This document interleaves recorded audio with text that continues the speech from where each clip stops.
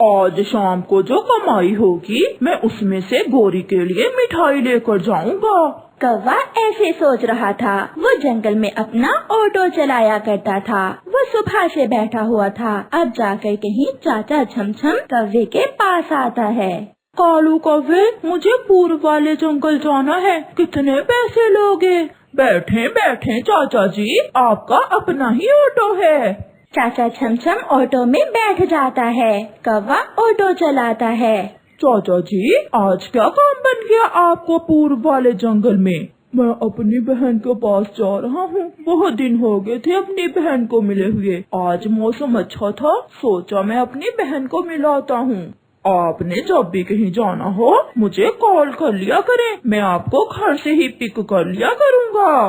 लो जी, आ गया पूर्व वाला जंगल। बस यही उतार दो मुझे। कितने पैसे हुए? 100 रुपए बन गया चाचा जी। 100 रुपए? ये तो बहुत ज्यादा है। पिछली बार मैं 50 देकर आया था। चाचा जी, 50 वाली बात पुरानी हुई। महंगाई बहुत हो गई है और मेरा ऑटो भी नया है, इसलिए मैं तो 100 ही लूंगा। तुम तो कह रहे थे बैठो बैठो, तुम्हारा अपना ही ऑटो है और अब मुझे लूट रहे हो। ऐसा कहते हुए चाचा छमछम गुस्से में 100 रुपए देकर चला जाता है। अच्छी कमाई हो गई है। कौवा वापिस होता है। वो जब अपना ऑटो नीचे उतारता है तो अपना सर पकड़कर बैठ जाता है, क्योंकि उसके ऑटो का टायर पंक्चर था। गई, आज की कमाई भी गई। कौवा ऑटो कबूतर चाचा के पास ले जाता है। कबूतर चाचा, टायर को पंक्चर लगा दो, कितने पैसे लोगे? कौवा जी, आप इसे अपनी ही दुकान समझें। आप बैठे, मैं अभी पंक्चर लगा देता हूँ। कौवा बैठ जाता है और कबूतर अपना काम शुरू करता है। उठो कालू, तुम्हारा ऑटो तैयार है। कितने पैसे हो गए चाचा जी? 50 रुपए। 2 पंक्चर थे, बहुत मुश्किल से लगाए हैं। 50 का सुनकर कालू कौवा हैरान हो जाता है। चाचा जी, आप तो कहते थे मेरी अपनी ही दुकान है, अब 50 रुपए मांग रहे हो। महंगाई बहुत है, मैं तो 50 ही लूंगा। फिर कालू कौवा गुस्से में 50 रुपए कबूतर को देकर वहाँ से चला जाता है। आज फिर खाली हाथ ही आगे हो, कुछ खाने के लिए भी लाए हो? मैंने सुबह बताया भी था कि घर का सारा राशन खत्म हो गया है। आज फिर टायर पंक्चर हो गया था। मैंने चाचा छमछम को लूटा और कबूतर ने मुझे लूट लिया। इससे तो अच्छा है तुम कोई और ही काम कर लो। मुझसे और कोई काम नहीं होता, कल की कमाई से राशन ले आऊंगा। दूसरे दिन कौवा अपना ऑटो लिए बैठा हुआ था कि रानो चिड़िया की माँ आती है। कौवे बेटा, मुझे अपनी बेटी रानो के घर जाना है, क्या तुम मुझे ले जाओगे? ये बुढ़ी चिड़िया पागल है क्या? रानो चिड़िया का घर तो वो सामने है। हाँ माँ जी, ले जाऊंगा, आप बैठे। रानो चिड़िया की माँ ऑटो में बैठ जाती है। कौवा ऑटो लिए चिड़िया के घर के पास से आगे गुजर जाता है और 2-3 चक्कर उसी जगह पर लगाकर रानो चिड़िया की माँ को रानो चिड़िया के घर के सामने उतार देता है। अगर उड़कर आती तो थक जाती आप। ये है रानो चिड़िया का घर। कितने पैसे हुए बेटा? 50 रुपए हो गए माँ जी। रानो चिड़िया की माँ 50 रुपए देकर उतर जाती है। क्या उस कौवे के बच्चे ने आपसे 50 रुपए लिए यहाँ तक आने के? हाँ बेटी, सफर भी तो काफी था। माँ, जरा बाहर निकले, घर के बाहर आकर देख। चिड़िया अपनी माँ को घर के बाहर ले जाती है। वो देखें, सामने से ही बैठी थी आप उस कौवे के ऑटो में। हाँ बेटी, बैठी तो मैं वही से थी उस कौवे के साथ। माँ, उस दुष्ट कौवे ने फजूल में ही आपके इधर उधर चक्कर लगवाए। आप तो मेरे घर के बहुत करीब थी। ऐसे कौवा दूसरे पक्षियों को लूटता, मगर फिर भी उसका कुछ ना बनता। हर रोज शाम को कालू का ऑटो खराब हो जाता और जो कमाया होता वो लग जाता।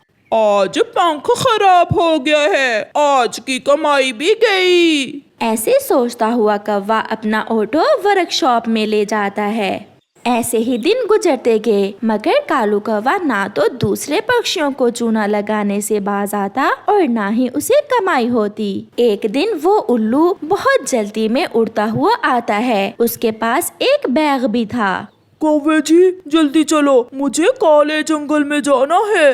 200 लूंगा, 200 वहाँ का, वो इलाका बहुत खतरनाक है। तुम 200 ही ले लेना, जल्दी चलो। वो उल्लू ऑटो में बैठ जाता है। कौवा ऑटो चलाता है। ये उल्लू पागल ही है, 200 में ही मान गया। तेज चलाओ, इसे और तेज चलाओ, मुझे बहुत देर हो रही है। उल्लू जी सबसे तेज चलता है मेरा ऑटो। कौवे ने अभी इतना कहा ही था कि एक आवाज के साथ कालू का ऑटो रुक जाता है। वो ऑटो एक पेड़ पर उतारता है। क्या हुआ कौवे? कुछ खराबी बन गई है ऑटो में, मैं देखता हूँ। पीछे से मिट्ठू ऑटो लेकर आता है। रुको रुको मिट्ठू, मुझे भी लेते जाओ। जल्दी में उल्लू मिट्ठू के ऑटो में बैठ जाता है। मिट्ठू ऑटो लेकर चला जाता है। उल्लू अपना बैग कालू कौवे के ऑटो में ही भूल जाता है। अरे ये उल्लू तो अपना बैग यहीं भूल गया, चलो खोल कर देखता हूँ। कौवा जैसे ही बैग खोलता है, उसकी तो आंखें खुली की खुली रह जाती हैं। वो बैग तो नोटों से भरा हुआ था। आज जागी किस्मत, आज सब सपने पूरे हुए। भाग कालू भाग। कालू अपना ऑटो वहीं छोड़कर वो बैग लिए घर भागता है। गोरी गोरी कहाँ हो? आज हम अमीर हो गए। कालू क्या हुआ? सब ठीक तो है? आज ही तो सब ठीक ठीक हुआ है, ये देखो। हाय, इतने पैसे ये किसके हैं? वो उल्लू अपना बैग ऑटो में भूल गया था। कालू जी, अब हम ये घर बेचकर यहाँ से चले जाएंगे और सागर वाले जंगल जाकर एक नया और सुंदर सा घर लेंगे। कालू जी, मुझे एक नौकरानी भी रख देना। नौकरानी भी? और मैं तुम्हें गहने भी लेकर दूंगा। वो ऐसे खुशियाँ मना रहे थे कि दस्तक होती है। गोरी दरवाजा खोलती है। सामने मिट्ठू के साथ वो उल्लू और पुलिस होती है। पुलिस जी मुझे मत मारे, जो पैसे मैंने चोरी किए थे मैं वो पैसे इस कौवे के ऑटो में भूल गया था। कौन से पैसे?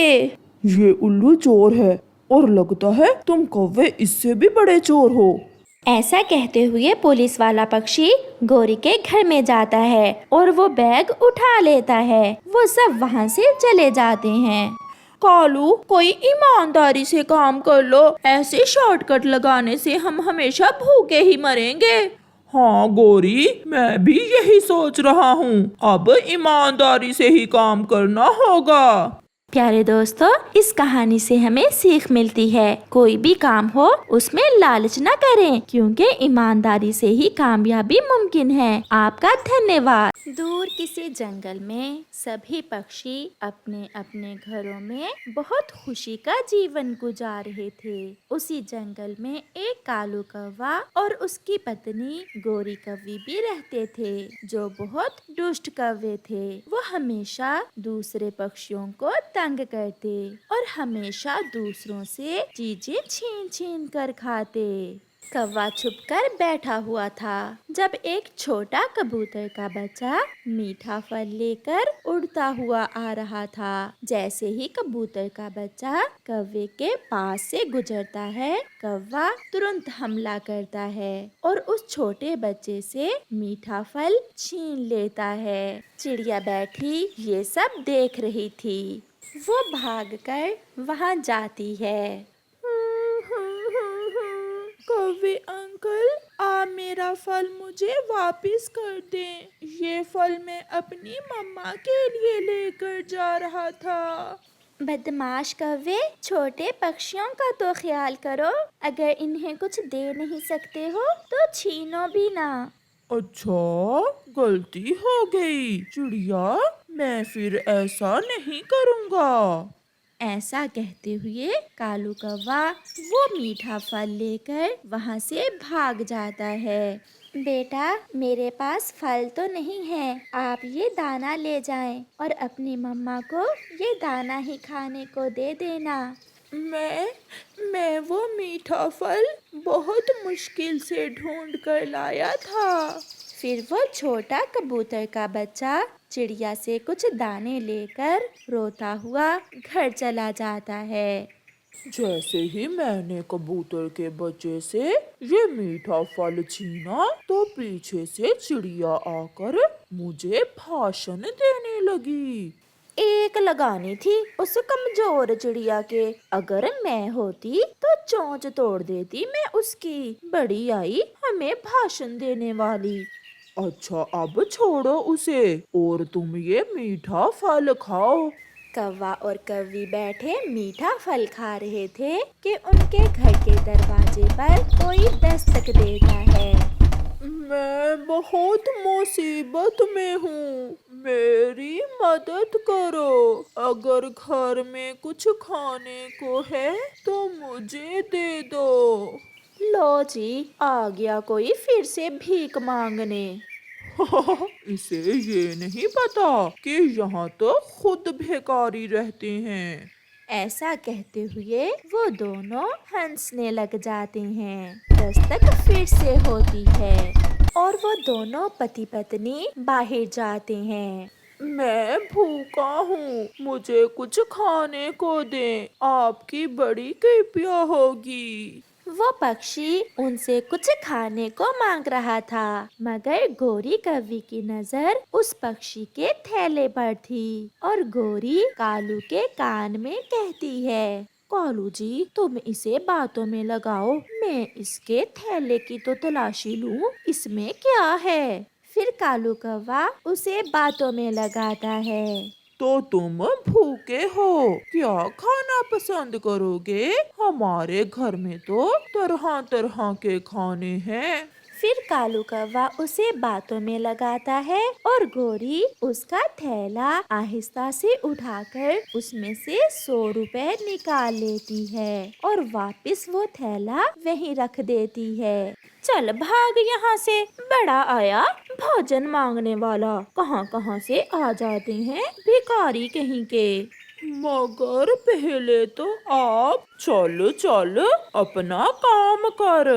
ऐसा कहते हुए कौवे घर के अंदर जाकर दरवाजा बंद कर लेते हैं और वो पक्षी निराश होकर वहाँ से चला जाता है। देखा कालू, अपनी पत्नी को मैंने तो भिखारी को भी लूट लिया। मान गया गोरी, तुमसे बड़ा शैतान तो कोई हो ही नहीं सकता। पास में बैठा उनका बेटा जग्गू कौवा सब देख रहा था। मम्मा मम्मा, सच आप तो पापा से 2 हाथ आगे हो। मम्मा मम्मा, अब पापा से कहें इन पैसों के समोसे ला कर दें, मुझे बहुत भूख लगी हुई है, मुझे जल्द लौट कर जाना होगा। अगर मैं अपने बेटे की दवा लेकर ना गया तो कुछ भी हो सकता है। पीपल के पेड़ पर बैठा वो पक्षी ऐसा सोचते हुए जैसे ही अपने थैले से 100 रुपए निकालने के लिए देखता है तो वहाँ कुछ भी नहीं था। वो पक्षी रोने लग जाता है। ये क्या हुआ? मेरे पैसे किसी ने निकाल लिए। अब मैं अपने बेटे की दवा कैसे लेकर जाऊंगा? बहुत बुरा किया, जिसने भी किया। उस जालिम को क्या पता कि मेरा बेटा बहुत बीमार है। ऐसे रोता हुआ वो पक्षी अपने घर वापस लौटता है। वो जैसे ही घोंसले में आता है तो उसका बीमार बेटा तड़प रहा था। पापा, क्या आप मेरे लिए दवा ले आए हैं? नहीं बेटा, किसी जालिम ने दवा के पैसे मेरे थैले से निकाल लिए। उस बूढ़े पक्षी के सामने उसका बेटा तड़प तड़प कर मर जाता है और वो कुछ नहीं कर पाता। बेटे, मेरे बेटे, मैं आपको बचा ना सका, मुझे माफ कर देना। ऊपर वाले, जिसने मुझसे मेरा बेटा छीना, आप उसे भी ऐसे ही रुलाना जैसे मैं रो रहा हूँ। कहते हैं मजलूम की आह दूर तक जाती है। कौवा भी खुशी खुशी 100 रुपए लेकर कबूतर चाचा की दुकान पर जाता है। ओए मोटे कबूतर, ये लो पैसे और मुझे गरम गरम समोसे दे दो। बहुत पैसे हैं मेरे पास आज। वाह रे काले कौवे, आज ये 100 रुपए कहाँ से ले लिया? इस बात को छोड़ो, पैसे लो और गरम गरम समोसे दो। फिर कालू कौवा चाचा कबूतर की दुकान से 3 समोसे लेकर घर वापस होता है। गोरी, मैं नदी से पानी पीकर आता हूँ, तब तक तुम मीठी चटनी बनाओ, फिर हम इकट्ठे बैठकर ये समोसे खाएंगे। पापा जल्दी आना, मुझसे इंतजार नहीं होगा। फिर कालू कौवा नदी से पानी पीने चला जाता है। जग्गू, तुम्हारे पापा तो ना जाने कब आएंगे, चलो हम अपना अपना समोसा खा लेते हैं। हाँ मम्मा, मैं भी यही सोच रहा था।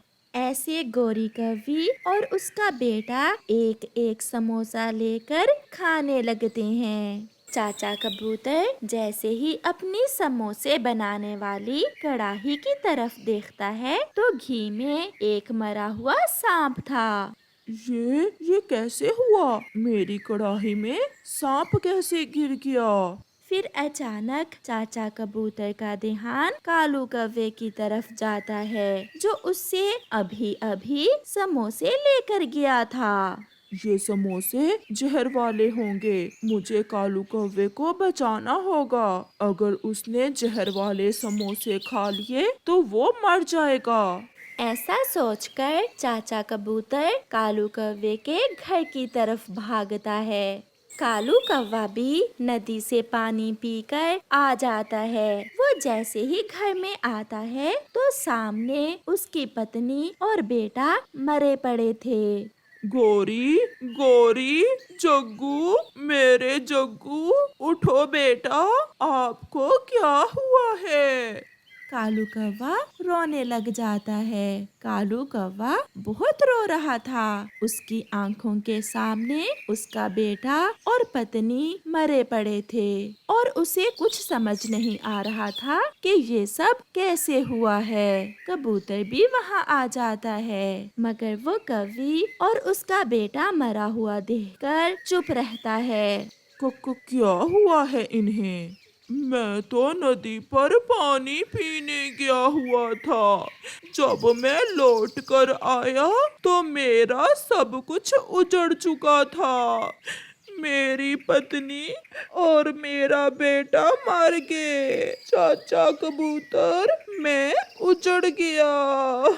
कबूतर भी चुप रहने में ही भलाई समझता है और चुपचाप वहाँ से चला जाता है। प्यारे दोस्तों, कभी कभी पापी को वहाँ से सजा मिल जाती है जिसका उसने सोचा भी नहीं होता। इसीलिए कहते हैं कि हमेशा दूसरों के साथ भला करो, क्योंकि मजलूम की आह बहुत दूर तक जाती है। आपका धन्यवाद।